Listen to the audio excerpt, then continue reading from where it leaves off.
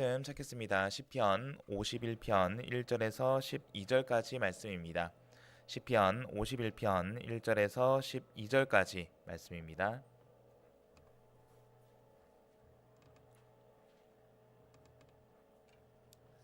시편 51편 1절에서 12절까지 말씀 찾으셨으면 저와 성도님들 한 절씩 나누어서 읽도록 하겠습니다. 제가 먼저 읽겠습니다. 시편 51편 1절 하나님이여 주의 인자를 좇아 나를 긍휼히 여기시며 주의 많은 자비를 좇아 내 죄과를 도말하소서.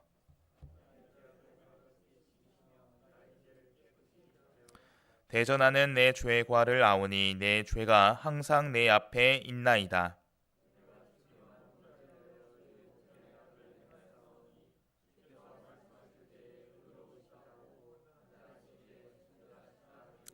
내가 죄악 중에 출생하였으며 모친이 죄 중에 나를 잉태하였나이다.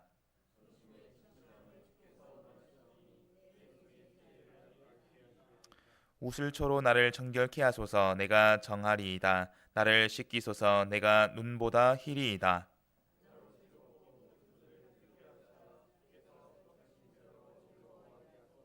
주의 얼굴을 내 죄에서 돌이키시고 내 모든 죄악을 도말하소서.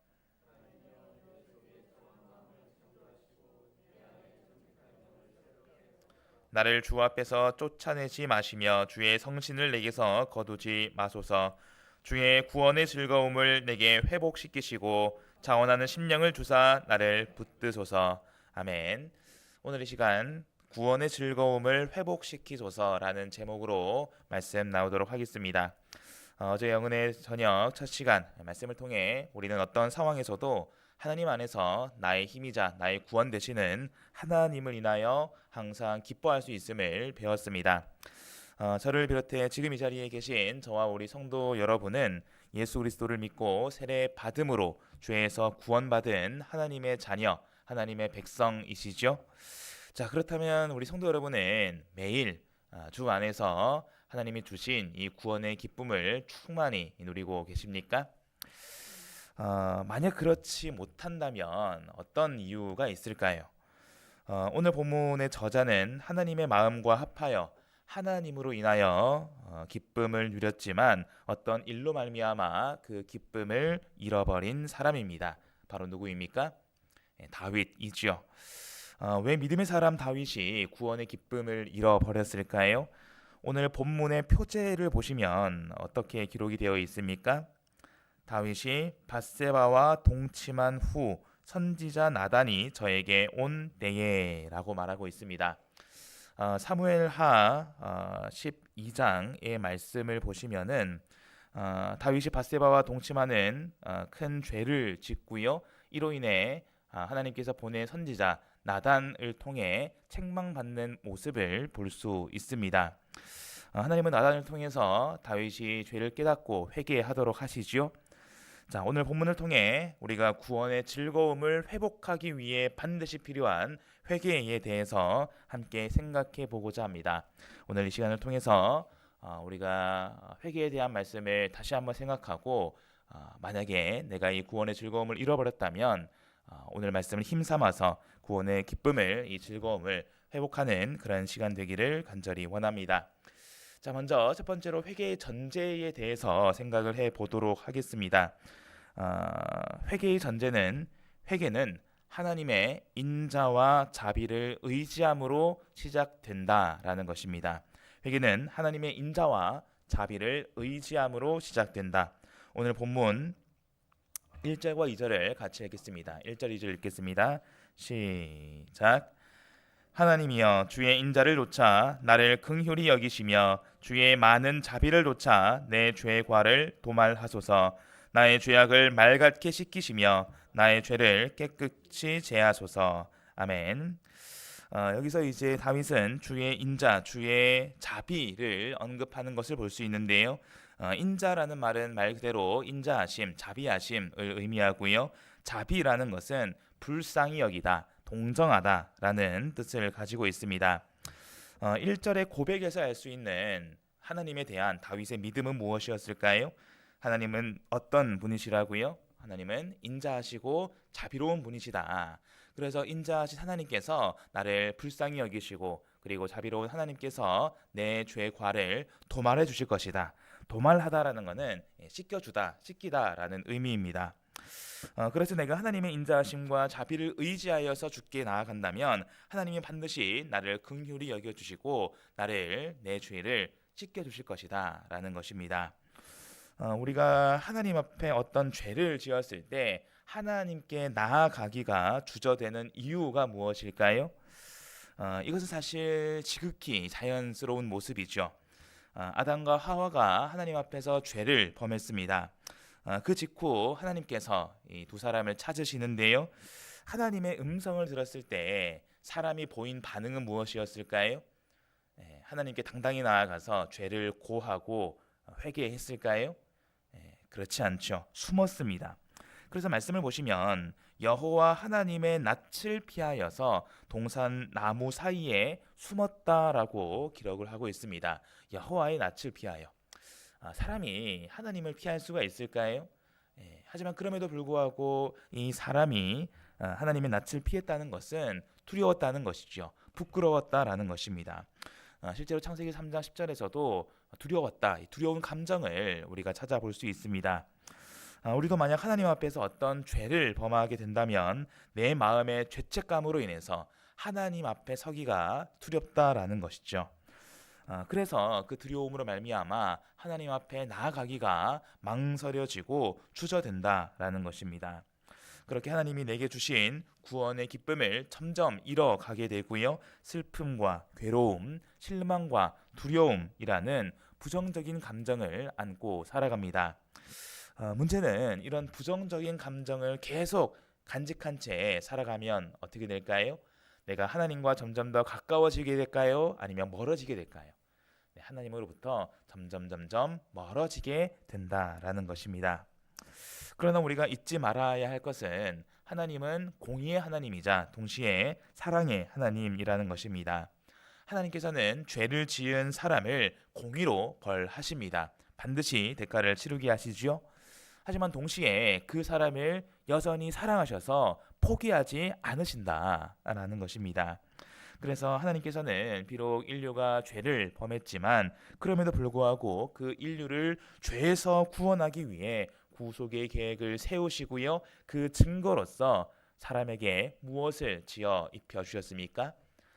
가죽 옷을 지어 입혀 주셨죠. 우리 말씀 찾겠습니다. 시편 103편 8절에서 9절 말씀입니다. 시편 103편 8절에서 9절 말씀입니다. 시편 103편 8절에서 9절 말씀. 찾으셨으면 함께 읽겠습니다. 시작. 여호와는 자비로우시며 은혜로우시며 노하기를 더디하시며 인자하심이 풍부하시도다. 항상 경책지 아니하시며 노를 영원히 품지 아니하시리로다. 아멘. 그래서 우리는 오늘 본문의 다윗과 같은 믿음으로 하나님께 나아갈 수 있어야 되겠습니다.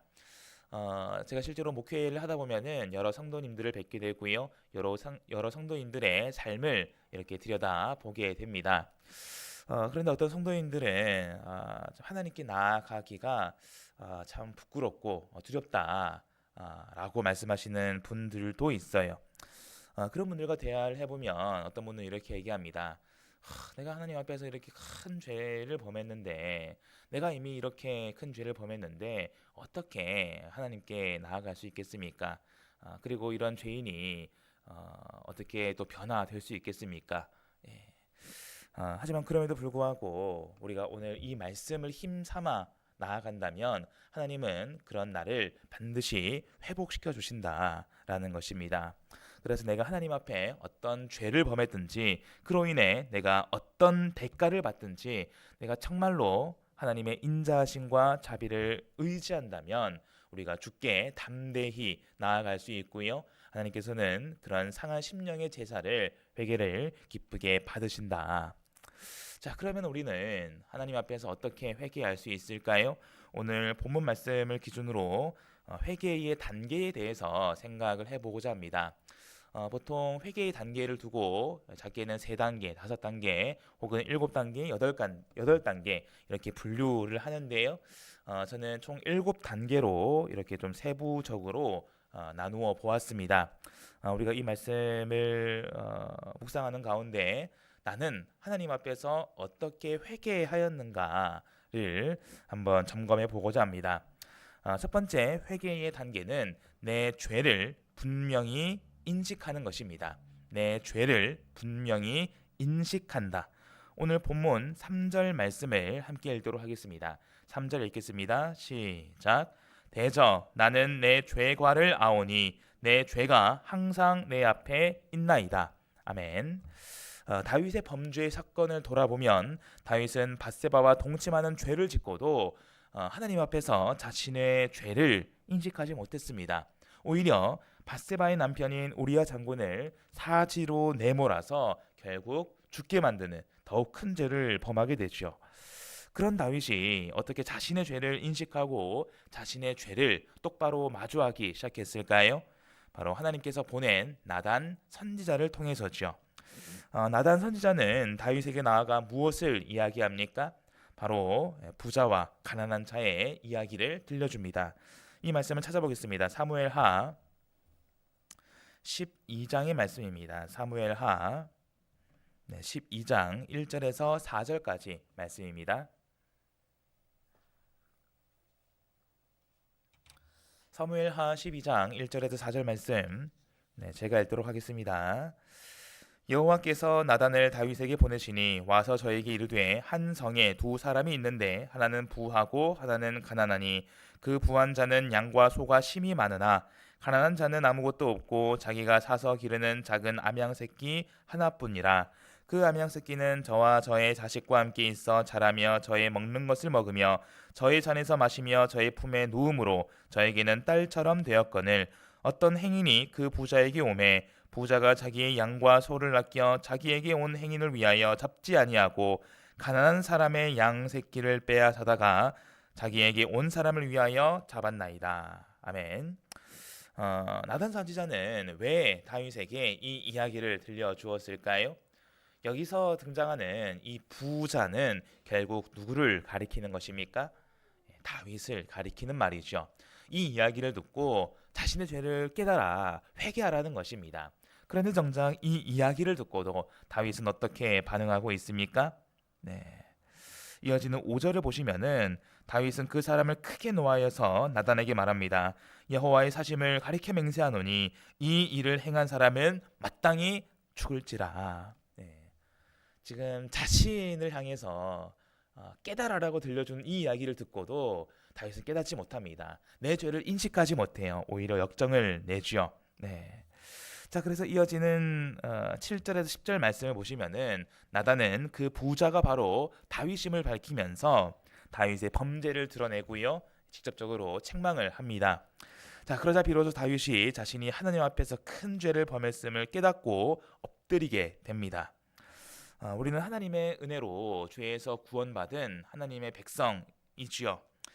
그럼에도 우리가 성령을 조차 행하지 않고 여전히 내 안에 있는 죄성, 내 안에 있는 욕심을 따라 살아가다 보면 우리도 그런 나도 하나님 앞에서 또 죄를 범할 수 있습니다. 이때 중요한 것은 내가 하나님 앞에서 죄를 범했다는 사실을 인식하는 것입니다. 어떤 사람은 분명 하나님 앞에서 죄를 범했음에도 불구하고 그것이 죄인 줄도 모르고 지나가는 것이죠. 죄는 무엇입니까? 죄는 하나님의 말씀에서 벗어나는 모든 것이 죄입니다. 그래서 하나님이 하라고 하셨음에도 하지 않은 것도 죄이고요. 하나님께서 하지 마라 하셨음에도 하는 것도 죄라는 것입니다. 그래서 우리가 하루하루를 보내는 가운데 기도하면서 나의 죄를 돌아보는 것이 굉장히 중요합니다. 만약 그렇지 못하고 내가 내 죄를 깨닫지 못하고 계속 지나가 버리면 하나님께서는 때로는 내 죄를 드러내신다라는 것이죠. 하지만 그럼에도 불구하고 그것이 은혜임을 기억할 수 있어야 되겠습니다. 하나님이 왜 내 죄를 드러내십니까? 그 죄를 깨닫고 인식하고 회개하라는 것이죠. 만약 사람이 자신의 죄를 회개하지 않으면 어떻게 됩니까? 그 죄를 따라서 멸망으로 달려가는 것이지 않습니까? 그래서 우리는 우리의 삶을 내 하루를 돌아보는 가운데 나의 죄를 돌아볼 수 있어야겠다. 그리고 그 죄를 인식하고 빨리 하나님 앞에 나아가자. 자, 두 번째 회개의 단계는 내 잘못을 철저히 인정한다라는 것입니다. 내 잘못을 철저히 인정한다.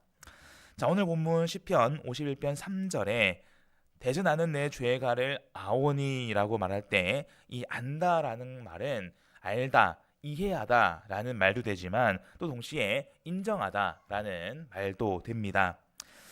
자신의 죄를 깨달은 다윗은 하나님 앞에서 자신의 의를 내세우거나 자신이 지은 이 죄를 두고 합리화하지 않았습니다. 예를 들어서 다윗은 이렇게 기도하지 않았다는 거죠. 하나님, 제가 지난날 얼마나 하나님을 위해서 충성하고 헌신했습니까? 또 제가 이때까지 하나님의 백성을 위해서 얼마나 수고했습니까? 그런데 이제 죄를 지었으니 하나님께서 그냥 잘 좀 봐주세요. 제가 그동안 얼마나 수고했습니까? 라고 기도하지 않았죠? 또는 하나님, 제가 죄를 짓긴 지었습니다만 그럴 만한 이유와 사정이 있었습니다. 아니, 애초에 그 밧세바가 목욕하지 않았다라면 제가 그 장면을 보고 죄를 범하지 않았겠습니까? 그러니 하나님께서 이런 사정을 좀 감안해 주세요 라고 하지 않았다라는 것입니다. 이 말씀을 드리는 것은 사실 죄를 지은 사람의 가장 큰 특징 중에 하나가 내 죄가 드러났을 때 그것을 내 잘못으로 온전히 인정하는 것이 아니라 어떻게든 그 책임을 회피하려 하고 그 책임을 다른 사람에게 돌리려 한다라는 것입니다. 대표적으로 창세기 3장에서 아담과 하와가 죄를 범했을 때 하나님께서 그 죄를 드러내셨을 때 두 사람이 보인 반응이 무엇이었을까요? 하나님이 아담을 책망하십니다. 어찌하여 이런 죄를 범했느냐. 그러자 아담이 뭐라고 말했습니까? 하나님이 주셔서 나와 함께 하신 여자, 그가 내게 나무 실과를 주므로 내가 먹었습니다. 아니, 하나님이 이 여인을 제게 주시지 않았습니까? 그런데 그 여인이 제게 실과를 주었기 때문에 제가 그 실과를 먹었습니다. 하나님이 여자에게 묻습니다. 왜 죄를 범했느냐? 그래서 여자가 뭐라고 말합니까? 뱀이 나를 꿰므로 내가 먹었습니다. 아담도 하와도 그 누구 하나 하나님, 제가 잘못했습니다. 제가 제 부주의로 제 잘못으로 하나님의 말씀을 어기고 죄를 범했습니다 라고 하지 않았습니다. 끊임없이 상대를 가리킵니다. 저 사람이 이랬어요. 이 사람이 나한테 이랬어요. 내가 어쩔 수 없이 죄를 범했습니다. 네. 우리도 어쩌면 내가 죄를 지은 사실을 인식하기는 해도 그 잘못을 두고 내 잘못으로 인정하는 것이 아니라 혹 다른 사람에게 이렇게 손가락을 가리키고 있지는 않습니까? 다른 사람에게 책임을 떠넘기거나 이렇게 저렇게 해서 어쩔 수 없이 죄를 범했다 합리화하고 있진 않나요? 하지만 하나님이 원하시는 회개는 그런 회개가 아니다라는 것입니다. 내가 내 죄를 인식했다면 그 잘못에 대해서 내 잘못을 철저히 인정할 수 있어야 됩니다. 그래서 우리가 정말로 회개하고자 원한다면 내 죄를 인식하고 인정함으로써 시작해야 된다. 세 번째 회개의 단계는 내 죄에 대해서 깊이 슬퍼하며 뉘우친다라는 것입니다. 내 죄에 대해서 깊이 슬퍼하며 뉘우친다. 오늘 본문 6절의 말씀을 제가 읽겠습니다. 시편 51편 6절입니다. 중심의 진실함을 주께서 원하시오니 내 속에 지혜를 알게 하시리이다. 아멘. 하나님께서 원하시는 회개는 중심이 진실한 회개입니다. 중심이 마음의 그 중심으로부터 진실한 회개를 원하신다. 이 말인즉슨 그저 말로만 제가 죄를 깨달았어요. 제가 제 잘못을 인정합니다. 말로만 하는 회개가 아니라요. 정말 마음속 깊이 중심으로 회개하는 그 회개를 진실함을 원하신다. 그러면 하나님이 원하시는 진실한 회개가 무엇인가? 우리 17절을 함께 읽겠습니다. 17절 읽겠습니다. 시작. 하나님의 구하시는 제사는 상한 심령이라. 하나님이여 상하고 통회하는 마음을 주께서 멸시치 아니하시리이다. 아멘. 상한 심령. 하나님의 구하시는 제사는 상한 심령이라고 다윗은 고백하고 있습니다. 여기서 상하다라는 것은 깨뜨리다, 부수다라는 의미이고요. 그리고 통회하다라는 것은 부서지다라는 의미입니다. 상하다, 통회하다, 공통적으로 부서지다라는 의미가 있죠. 자, 그런데 무엇이 부서집니까? 네, 마음의 영이 부서지고 깨뜨려진다. 그래서 여기서 상한 심령, 상하고 통회하는 마음이라는 것은 죄를 깊이 뉘우치는 마음이라는 의미로 확장이 됩니다. 죄를 깊이 뉘우치는 마음. 자, 그래서 하나님이 원하시는 진실한 이 회개가 어떤 회개이냐? 마음속으로부터 내가 하나님 앞에서 죄를 지은 것에 대해서 깊이 슬퍼하는 거예요. 어떻게 내가 하나님의 백성이 돼서 내가 하나님의 말씀을 어기고 이런 죄를 범할 수 있는가? 이 슬픔은 단순히 부정적인 슬픔이 아니에요. 그 슬픔이 잘못 이어지면은 아이고 나는 하나님 앞에 용서받지 못할 거야 라고 생각하고 하나님으로부터 멀어질 수 있죠. 하지만 정말 하나님 원하시는 상한 심령은 내 죄에 깊이 슬퍼하면서 그럼에도 불구하고 하나님의 긍휼하심을 기대하면서 나아가는 진실한 마음이라는 것입니다. 그래서 내가 하나님께 내가 죄를 범한 것에 대해서 깊이 슬퍼하면서 내가 다시는 이런 죄를 범하지 않으리라 뉘우치는 것이라는 거죠. 이 뉘우치다라는 말을 사전적으로 찾아보면은 스스로 제 잘못을 깨닫고 마음속으로 가책을 느끼는 것입니다. 가책을 느끼는 것. 어떤 사람은 또 그렇게 반응을 하기도 합니다. 그래, 내가 하나님 앞에서 죄를 지은 것 인정한다. 그런데 그게 뭐예요? 죄를 지었음에도 인정하지 않아요. 가책을 받지 않습니다. 우리는 어떻습니까? 내가 내 죄를 지은 것에 대해서 정말 하나님 앞에 상한 심령으로 나아가고 있습니까? 우리가 정말로 진실한 회개를 하기 위해서는 내 죄에 대해서 깊이 슬퍼하며 뉘우칠 수 있어야 된다. 마음으로부터, 중심으로부터 진실하게 회개해야 된다. 네 번째 회개의 단계는 내 죄를 주께 자백하며 주의 긍휼하심을 간구한다라는 것입니다. 내 죄를 주께 자백하며 주의 긍휼하심을 간구한다. 오늘 본문 4절의 말씀을 함께 읽도록 하겠습니다. 4절 읽겠습니다. 시작. 내가 주께만 범죄하여 주의 목전에 악을 행하였사오니 주께서 말씀하실 때에 의로우시다 하고 판단하실 때에 순전하시다 하리이다. 아멘. 내 죄를 주께 자백한다라는 것은 단순히 하나님 앞에서 내 죄를 고백하는 것뿐만 아니라 공의 하나님께서 내 죄에 대해서 어떻게 판단하시고 어떻게 심판하시든지 그것을 겸허히 받아들이겠다라는 것까지 포함이 됩니다. 실제로 사무엘하 12장 14절 이하의 말씀을 보시면은 이제 나단 선지자가 다윗의 죄를 드러내면서 하나님의 저주를 내립니다. 그 저주, 그 대가가 무엇이냐?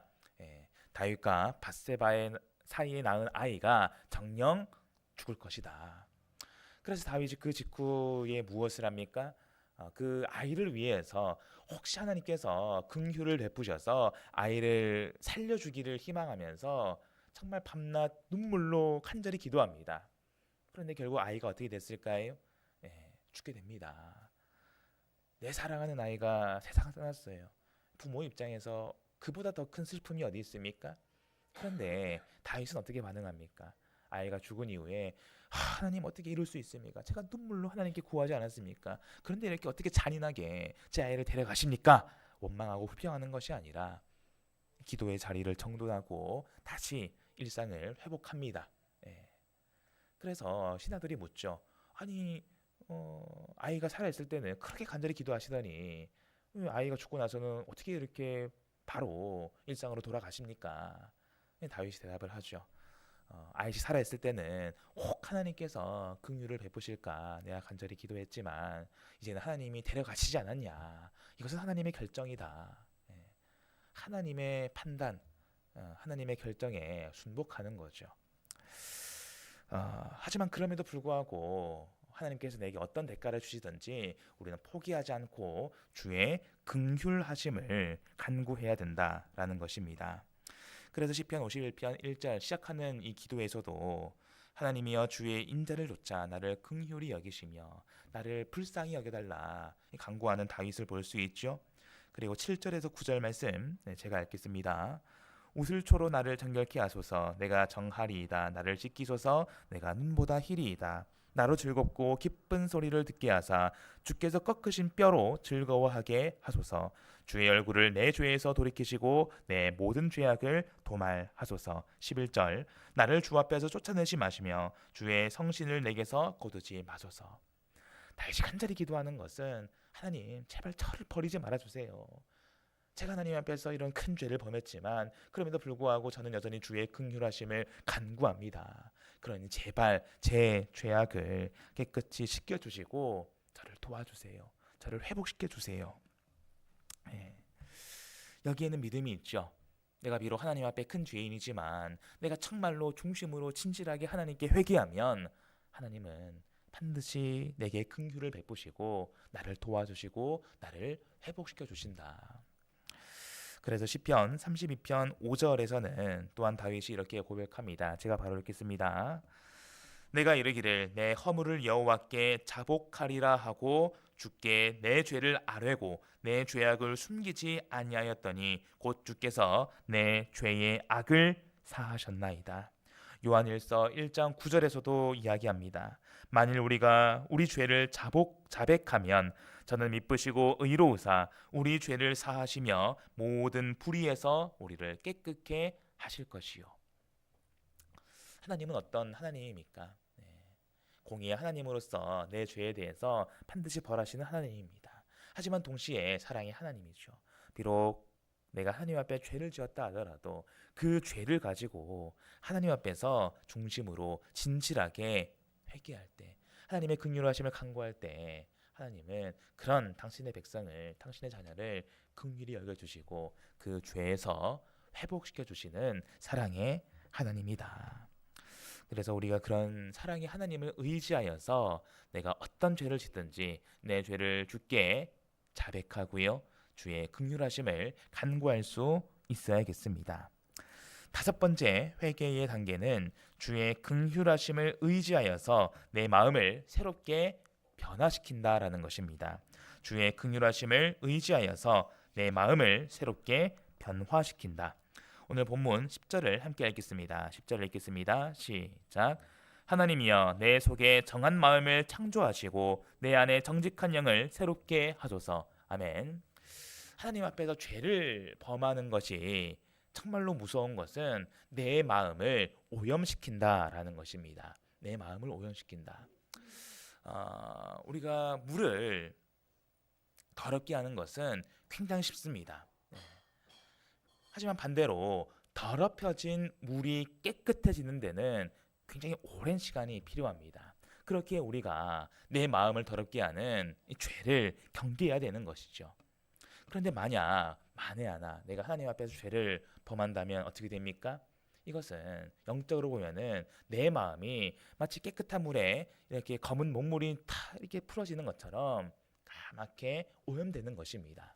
죄는 그 사람의 마음을 더럽게 하고요, 그 사람의 믿음을 왜곡시킵니다. 그래서 그 전에는 깨끗한 마음으로, 깨끗한 믿음으로 하나님을 바라보았다면 죄를 지은 사람은 그 더러워진 마음으로, 왜곡된 마음으로 하나님을 바라보게 됩니다. 그래서 하나님을 오해하게 되고요, 하나님을 불신하게 되고요, 하나님으로부터 멀어지게 되죠.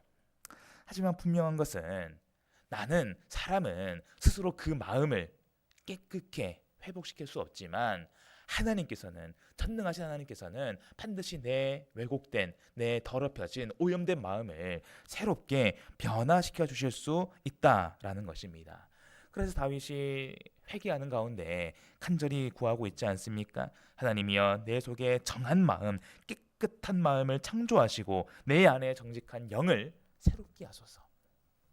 이 말씀을 통해 분명히 알 수 있는 것은 내가 내 죄로 인해서 내 마음이 오염되었다 할지라도 하나님은 그런 내 마음을 깨끗하게 새롭게 창조하시고 변화시켜 주실 수 있다라는 것입니다. 그래서 이사야 57장 15절을 보시면 제가 바로 읽겠습니다. 지존 무상하며 영원히 거하며 거룩하다 이름하는 자가 이같이 말씀하시되 내가 높고 거룩한 곳에 거하며 또한 통회하고 마음이 겸손한 자와 함께 거하나니 이는 겸손한 자의 영을 소성케 하며 통회하는 자의 마음을 소성케 하려 함이라. 아멘. 소성케 한다. 소성케 한다는 것은 생명을 유지시키다라는 말입니다. 죄로 인해 더러워진 마음은, 왜곡된 이 마음은 사람의 영적인 생명을 점점 죽게 만듭니다. 하지만 반대로 내 죄를 깨닫고 중심으로부터 상한 심령으로 통회하는 심정으로 기도하는, 회개하는 그 사람의 마음은 하나님께서 소성해 주신다. 다시 생명을 불어넣어 주신다라는 것입니다. 그래서 우리가 어떤 상황 가운데서도 주의 사랑과 긍휼을 의지해서 하나님께 간구할 수 있어야 되겠습니다. 하나님, 비록 죄로 인해서 내 마음이 더럽혀졌지만 주께서 저를 긍휼히 여기사 제 마음을 깨끗하게 변화시켜 주소서. 여섯 번째 회개의 단계는 죄에서 완전히 돌이켜 죄를 반복하지 않는다라는 것입니다. 죄에서 완전히 돌이켜 죄를 반복하지 않는다. 회개라는 말을 한자어로 뜯어보면은 회는 돌이키다라는 거죠. 그리고 개는 고칠 개자입니다. 고친다라는 것입니다. 즉 내가 지은 죄에서 돌이키고요. 그 죄를 고쳐서 반복하지 않는 것입니다. 만약에 내가 어떤 죄를 지었습니다. 그리고 내가 기도하는 가운데 회개를 합니다. 그런데 만약 회개를 했는데 내가 또 똑같은 잘못을 반복해요. 그리고 회개합니다. 또 똑같은 잘못을 반복합니다. 이거는 회개를 한 걸까요? 안 한 걸까요? 이건 회개를 했다고 말할 수 없습니다. 실제로 저도 목회를 하는 가운데에서 지도를 하다 보면은 회개를 지도할 때가 있습니다. 이건 반드시 하나님 앞에서 철저히 회개해야 된다. 네. 그런데 이제 이렇게 지도를 하다가 성도님이 얘기를 합니다. 목사님 저 회개했습니다. 근데 그 삶을 들여다보면은 똑같이 살아가요. 똑같은 잘못을 반복합니다. 제가 어떤 얘기를 할까요? 회개를 하지 않았다. 당신은 회개를 하지 않은 것입니다. 네. 오늘 본문의 다윗이 하나님 앞에서 철저히 회개하고 있습니다. 사실 다윗의 범죄를 두고 보면은 이것이 얼마나 큰 범죄입니까? 근데 중요한 것은, 우리가 주목할 것은, 그럼에도 성경은 다윗을 두고 하나님의 마음과 합했다라고 말하는 것은 비록 큰 죄를 범했지만 회개했다는 것입니다. 죄에서 완전히 돌이키고요. 그 죄를 반복하지 않았다라는 것이죠. 그래서 에스겔 18장 27절의 말씀을 보면은 만일 악인이 그 행한 악을 떠나 법과 의를 행하면 그 영혼을 보전하리라 라고 증거합니다. 그 행한 악을 떠나 법과 의를 행하면. 그래서 회개라는 것은 내가 지은 죄에 대해서 완전히 돌이키는 것입니다. 그리고 다시는 그 길로 걷지 않는 것입니다. 그래서 정말 우리가 회개를 완성하기 위해서는 죄에서 돌이키고 반복하지 않아야 된다. 마지막 일곱 번째 단계는요, 구원의 기쁨을 회복하고 감사함으로 살아간다라는 것입니다. 구원의 기쁨을 회복하고 감사함으로 살아간다. 오늘 마지막 말씀입니다. 오늘 본문 12절 함께 읽겠습니다. 12절입니다. 시작. 주의 구원의 즐거움을 내게 회복시키시고 자원하는 심령을 주사 나를 붙드소서. 아멘. 다윗이 회개하는 가운데 간절히 구하는 것은 구원의 즐거움을 내게 회복시켜 주셔서. 사실 다윗이 죄를 범하기 전까지만 하더라도 주 안에서 하나님이 주신 구원의 이 즐거움을 얼마나 누렸습니까? 그런데 왜 이 즐거움을 잃어버렸습니까? 죄로 인함이죠. 죄를 지은 사람은, 죄를 회개하지 않은 사람은 하나님 안에서, 내가 설사 하나님 안에 있다 하더라도 하나님이 주신 이 구원의 기쁨을 온전히 누릴 수 없습니다. 늘 죄에 대해서 부끄럽게 여기고요, 하나님을 두려워하고요, 그 기쁨을 온전히 누리지 못한 채 슬픔과 괴로움, 고통 속에서 끊임없이 신음하며 살아가게 됩니다. 하지만 분명한 것은 오늘 본문의 이 말씀을 통해서 정말로 달 것 같이 진실하게 회개한다면 그 하나님께서는 설사 내가 죄인이라 할지라도, 그런 부족하고 연약한 나일지라도 다시 내 안에 구원의 즐거움을 회복시켜 주신다라는 것입니다. 그래서 저는 우리 성도님들 안에 이런 구원의 즐거움이 가득하기를 간절히 소망합니다. 우리는 지금 이 자리에 있는 저와 우리 성도 여러분은 이미 하나님의 은혜로 하나님 안에서 하나님의 자녀가 된 하나님의 백성이지 않습니까? 하나님의 자녀, 하나님의 백성이라는 것은 이미 우리는 이 안에서, 주 안에서 구원의 즐거움을 누릴 수 있다는 거예요. 근데 실제 내가 정말 그 즐거움을 누리고 있습니까? 어제 말씀처럼 다른 거 다 잃어버려도, 내게 다른 거 다 없어도 오직 하나님을 인해서 나의 힘이자 나의 구원 되시는 하나님만으로만 내가 즐거워하고 있는가? 네. 만약 그렇지 못하다면 내가 내 삶을 돌아보는 가운데 하나님 앞에 나아가기 부끄러운 어떤 죄가 있다면 우리가 진실로 회개할 수 있어야 되겠습니다. 하나님이 원하시는 제사는 내가 고개를 들고 당당하게 나는 하나님 앞에서 의인입니다, 자랑하는 것이 아니라요. 비록 내가 하나님의 자녀이지만 겸손히 내 삶을 돌아보면서 하나님께 진실로 회개하면서 정말 낮은 자리에서 하나님의 도우심을 구하는 그 사람의 제사를 하나님께서는 기뻐 받으신다. 팔아엎기는 우리가 날마다 주의 인자하심과 자비하심을 의지하면서 주의 긍휼하심, 주의 구원을 소망하면서 하나님께 날마다 기도로, 회개로 나아가기를 소망합니다. 비록 나는 여전히 약해서 하루를 살아가는 가운데 하나님 앞에서 크고 작은 많은 죄를 범하지만 그럼에도 불구하고 우리가 진실로 회개함으로 나아간다면 하나님께서는 나의 마음을 회복시키시고 내 구원의 즐거움을 더 크게 회복시켜 주심을 믿습니다. 이 시간 이 말씀을 붙들고 우리 함께 기도하도록 하겠습니다. 어제 저녁 시간부터 영은회가 시작이 되었습니다. 주 안에서 함께 누리는 기쁨이라는 주제로 말씀을 나누고 있는데요. 바라옵기는 이 기쁨을 더욱 많은 분들과 함께 나누기를 소망합니다. 그러기 위해서는 가장 먼저 내 안에 이 구원의 즐거움이 온전히 회복될 수 있어야 되고요. 그 즐거움을 이제 옆에 있는 우리 많은 분들, 우리 전도 대상자, 우리 이른 양 구도자 분들과 나누기를 소망합니다. 그래서 기도하시는 가운데 먼저는 내 안에 어떤 잘못을 돌아보시고요. 그리고 회개하는 가운데 그 즐거움을 회복하시고, 그리고 내 마음에 품은 우리 많은 우리 대상자분들 생각하시고 꼭 이번 영은회 때 초대해 주셔서 이 즐거움을 함께 나눌 수 있기를 이 시간 함께 기도하도록 하겠습니다. 안수기도 있겠습니다. 기도하겠습니다.